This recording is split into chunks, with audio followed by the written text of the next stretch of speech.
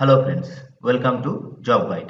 2021 সালে SSC জিডিতে general অ্যাওয়ারনেসের যে সমস্ত প্রশ্নগুলো এসেছিল তার এমসিকিউ পর্ব 21 আজ আমরা দেখে নেব, যা 25শে নভেম্বর 2021-এর শিফট 3-তে এসেছিল। চলো শুরু করা যাক। সে শুঙ্গ শাসককে তার মন্ত্রী বাসুদেব হত্যা করেছিলেন, যিনি পরে ড্যাশ রাজবংশ প্রতিষ্ঠা করেন। কাকাতিয়া, কান্নব, কালাচুরি না কার্ভি? শেষ শুঙ্গ শাসক ছিলেন দেবভূতি। দেবভূতির মন্ত্রী ছিলেন বাসুদেব। বাসুদেব দেবভূতিকে হত্যা করে কান্ন রাজবংশের প্রতিষ্ঠা করেছিলেন। অপশন 2। বাসুদেব কান্ন রাজবংশ প্রতিষ্ঠা করেন। কান্ন রাজবংশ ছিল একটি ব্রাহ্মণ রাজবংশ, যা 75 থেকে 30 খ্রিস্টপূর্বাব্দ পর্যন্ত ভারতের মধ্য ও পূর্বাঞ্চলে শাসন করেছিল। বাসুদেব ছিলেন মূলত শেষ শুঙ্গ শাসক দেবভূতির একজন মন্ত্রী। তিনি দেবভূতিকে হত্যা করেন এবং 75 খ্রিস্টপূর্বাব্দে কান্ন রাজবংশের প্রতিষ্ঠা করেন। পরের প্রশ্ন, নিচের কোন অণুজীবের কারণে গ্যাস্ট্রিক ক্যান্সার হয়? ছত্রাক, ভাইরাস, ব্যাকটেরিয়া না প্রোটোজোয়া? গ্যাস্ট্রিক ক্যান্সার হয় মূলত ব্যাকটেরিয়ার কারণে। অপশন 3। বেশিরভাগ পাকস্থলীর ক্যান্সার হেলিকোব্যাক্টর পাইলোরি বা এইচ পাইলোরি নামক ব্যাকটেরিয়ার দ্বারা সৃষ্ট হয়। পরের প্রশ্ন, নিচের কোন শব্দটি ভারতের সংবিধানের চেতনায় অন্তর্ভুক্ত নয়? পুঁজিবাদী বা ক্যাপিটালিস্ট, ভ্রাতৃত্ব ফ্র্যাটার্নিটি, সার্বভৌম সোভেরিন, ন্যায়বিচার জাস্টিস? ভারতীয় সংবিধানের চেতনায় নেই পুঁজিবাদী অর্থাৎ ক্যাপিটালিস্ট। অপশন 1। পরের প্রশ্ন, কোন সালে প্রধানমন্ত্রী নরেন্দ্র মোদী ভারতে বিমুদ্রাকরণ ঘোষণা করেন? বিমুদ্রাকরণ অর্থাৎ ডিমনিটাইজেশন। 2018, 2014, 2012 না 2016? ডিমনিটাইজেশন ভারতে ঘোষণা হয়েছিল 8ই নভেম্বর 2016-তে। অপশন 4। এই দিন পুরনো 500 টাকা এবং 1000 টাকার নোট বাতিল বলে সিদ্ধান্ত নেওয়া হয় এবং এর পরিবর্তে নতুন মহাত্মা গান্ধী সিরিজের 500 এবং 2000 টাকার নোট চালু করা হয়। পরের প্রশ্ন, 2020 সালের নভেম্বরের কক্ষপথে লঞ্চ করা স্পেস এক্স ক্রু ড্রাগন মহাকাশযানটিকে এর চালকদের দ্বারা কি নামকরণ করা হয়েছিল? ফ্যালকন 1, ক্যাপসিউল, রেজিলিয়েন্স না স্টারশিপস? 2020 নভেম্বরে স্পেস এক্স একটি মহাকাশযান প্রেরণ করে, যাকে তার চালকরা নাম দিয়েছিল রেজিলিয়েন্স। অপশন 3। পরের প্রশ্ন, হাসদেব ও জোঙ্গ নদী ভারতের কোন রাজ্যে পাওয়া যায়? অরুণাচল প্রদেশ, ছত্তিশগড়, গোয়া না হরিয়ানা? হাসদেব ও জোঙ্গ নদী এই দুটো নদী ছত্তিশগড়ের উপর দিয়ে বয়ে গেছে। অপশন 2। হাসদেব নদী মহানদীর বৃহত্তম উপনদী। এটি ছত্তিশগড় রাজ্যের মধ্য দিয়ে প্রবাহিত হয়ে মহানদীতে মিলিত হয়েছে। জোঙ্গ নদী ভারতের মহানদীর একটি উপনদী। জোঙ্গ নদীর উৎপত্তি সোনাবেদা মালভূমিতে। এটি পশ্চিম উড়িষ্যা ও পূর্ব ছত্তিশগড়ের মধ্য দিয়ে প্রবাহিত হয়েছে। পরের প্রশ্ন, কোন ভারতীয় ক্রিকেটার দ্রুততম 12,000 রান করেছেন? 2020 সালে তিনি এই কৃতিত্ব অর্জন করেন। ভুবনেশ্বর কুমার, রোহিত শর্মা, সুরেশ রায়না না বিরাট কোহলি? একদিনের আন্তর্জাতিকে দ্রুততম 12,000 রান করেছেন বিরাট কোহলি। অপশন 4। তিনি মাত্র 242 ইনিংস খেলে এই মাইলস্টোন ছুঁয়েছেন। এর আগে সচিন তেন্ডুলকর 12,000 রান করেছিলেন 252 ইনিংসে এবং কোহলি এর সাথে 13,000 রানও সবথেকে দ্রুত করেছেন। তিনি মাত্র 267টি ইনিংসে এই 13,000 রান সম্পূর্ণ করেন, যেখানে তেন্ডুলকর 321টি ইনিংস নিয়েছিলেন। পরের প্রশ্ন, অর্থনৈতিক বিষয় সংক্রান্ত মন্ত্রিসভা কমিটি সিসিইএ রবি বিপণন সময়কাল 2022-23-এ গমের ন্যূনতম সমর্থন মূল্য প্রতি কুইন্টালে কত নির্ধারণ করেছে? 1995 টাকা, 1975 টাকা, 2005 টাকা না 2015 টাকা? 2022-23 সালে গমের মিনিমাম সাপোর্ট প্রাইস বা ন্যূনতম সমর্থন মূল্য ছিল কুইন্টাল প্রতি 2015 টাকা। অপশন 4। 2023-24-এ যা বেড়ে হয়েছে 2125 টাকা। বার্লি 2022-23-এ ছিল 1635, সেটা 23-24 হয়েছে 1735। গ্রাম বা ছোলা এটা 22-23-এ ছিল কুইন্টাল পিছু 5,230 টাকা, যেটা 23-24-এ বেড়ে হয়েছে 5,335 টাকা। পরের প্রশ্ন, নিচের মধ্যে কে শাহজাহানের কোহিনূর হীরা এবং রক্তমাখা ময়ূর সিংহাসন ছিনিয়ে নিয়েছিল? মোহাম্মদ শাহ, রঞ্জিত সিং, শাহ আলম টু না নাদের শাহ? শাহজাহানের কোহিনূর হীরা এবং ময়ূর সিংহাসন ছিনিয়ে নিয়েছিলেন নাদের শাহ? অপশন 4।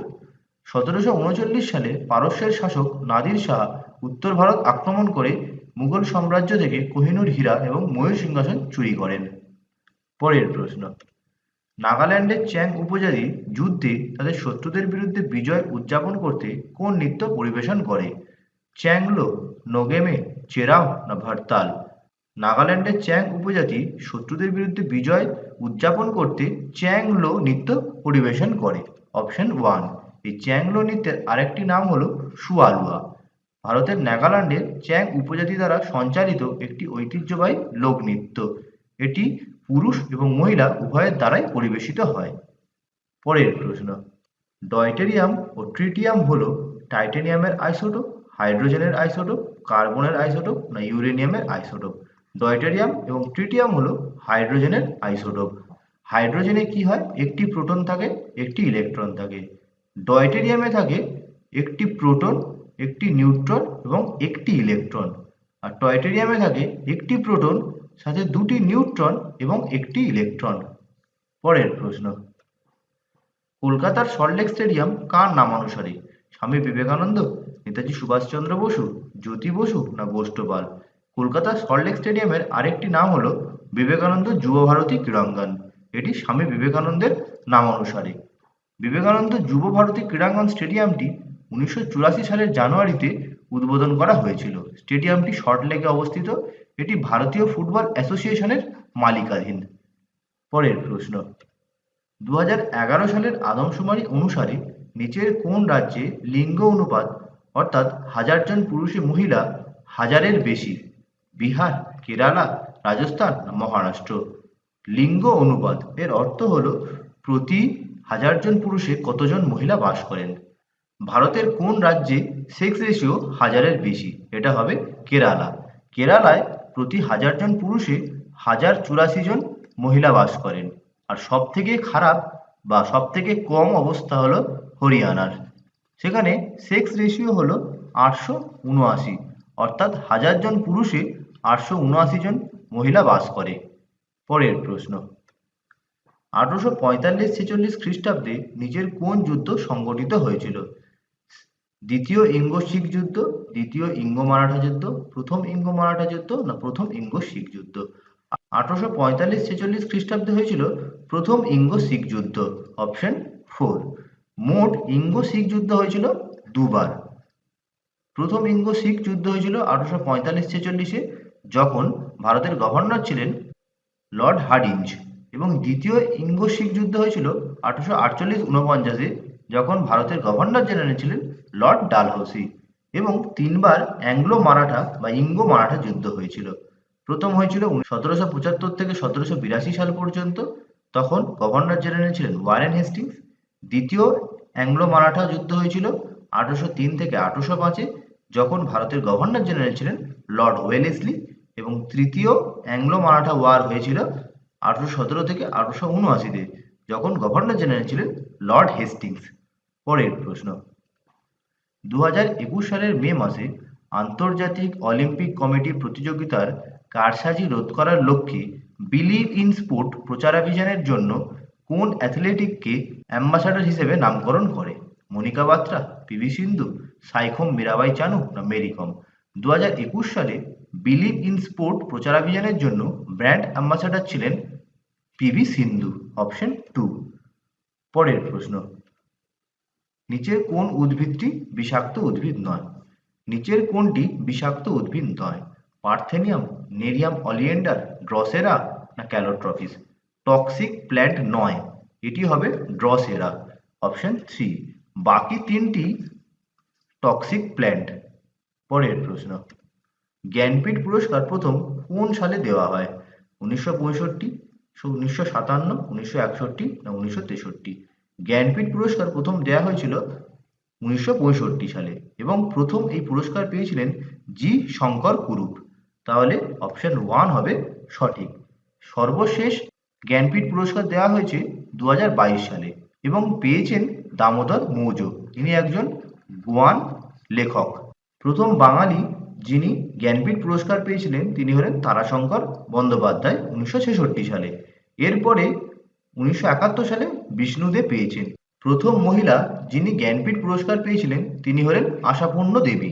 তিনি প্রথম ভারতীয় এবং প্রথম বাঙালিও বটে। তিনি 1976 সালে এই পুরস্কার পেয়েছিলেন এবং এটি তিনি পেয়েছিলেন 1965 সালে। তিনি লিখেছিলেন প্রথম প্রতিশ্রুতি তার জন্য।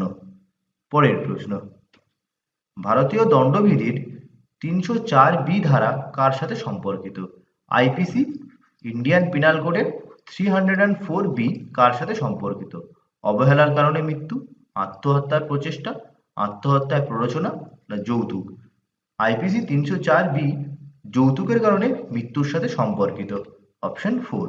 ভারতীয় দণ্ডবিধির ধারা 304B যৌতুক সংক্রান্ত নিষ্ঠুরতার কারণে বিয়ের 7 বছরের মধ্যে একজন মহিলার মৃত্যুর জন্য দায়ী করে। পরের প্রশ্ন, চিল্কা হ্রদ যা ভারতের বৃহত্তম নোনা জলের হ্রদ কোন রাজ্যে অবস্থিত? অন্ধ্রপ্রদেশ, উড়িষ্যা, ছত্তিশগড় না পশ্চিমবঙ্গ?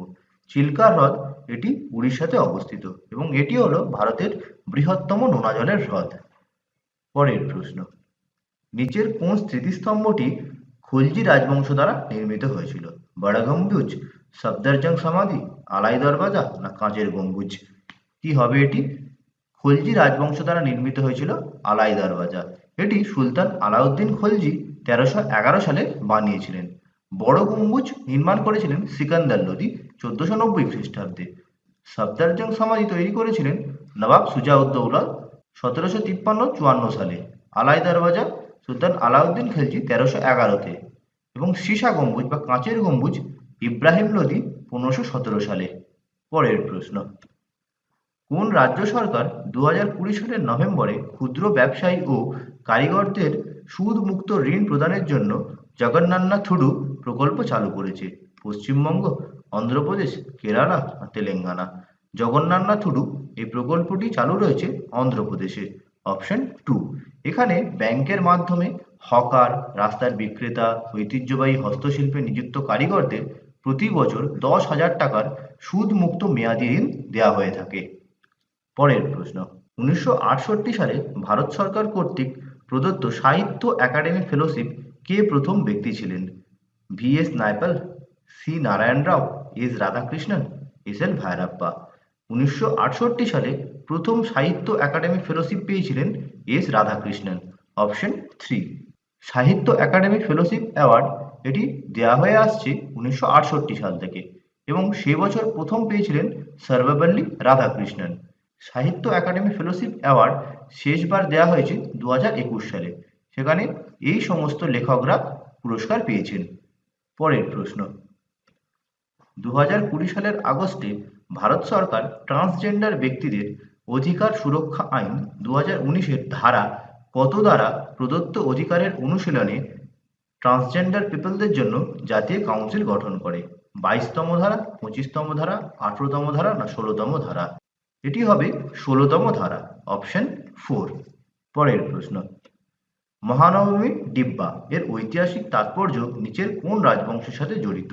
চৌহান, চোলা, এটা চোলা হবে, পাণ্ড্য না বিজয়নগর? মহানবমী ডিব্বা এটি বিজয়নগর সাম্রাজ্যের সঙ্গে সম্পর্কিত। অপশন 4। মহানবমী ডিব্বা যা দশেরা ডিব্বা নামেও পরিচিত হাম্পির রয়্যাল এনক্লোজারের একটি পাথরের মঞ্চ।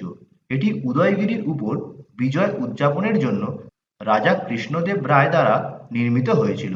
বিজয়নগরের রাজা দশেরা উৎসব উদযাপনের জন্য মঞ্চটি ব্যবহার করেছিলেন। পরের প্রশ্ন, নিচের কোন রাজ্যে পঞ্চম আয়ুর্বেদ দিবসে দুটি আয়ুর্বেদ ইনস্টিটিউট চালু হয়েছিল? উত্তরপ্রদেশ, অন্ধ্রপ্রদেশ, রাজস্থান, গুজরাট, পাঞ্জাব, হরিয়ানা, মহারাষ্ট্র, কর্ণাটক? পঞ্চম আয়ুর্বেদ দিবসে দুটি আয়ুর্বেদ ইনস্টিটিউট চালু হয়েছিল রাজস্থান এবং গুজরাটে। অপশন 2। ভারতে আয়ুর্বেদের দেবতা হিসেবে মনে করা হয় ধন্বন্তরীতে। তাঁর জন্মবার্ষিকীতে জাতীয় আয়ুর্বেদ দিবস পালিত হয়। আয়ুষ মন্ত্রক আয়ুর্বেদ দিবস উদযাপনের জন্য ধন্বন্তরী জয়ন্তী বা ধনতেরাসকে বেছে নিয়েছে। তাহলে আজ এই পর্যন্ত, দেখা হবে পরের ভিডিওতে। ভিডিওটি কেমন লাগলো অবশ্যই জানিও, ভালো লাগলে লাইক করো, শেয়ার করো এবং পরবর্তী আপডেটের জন্য চ্যানেলটিকে সাবস্ক্রাইব করতে ভুলো না।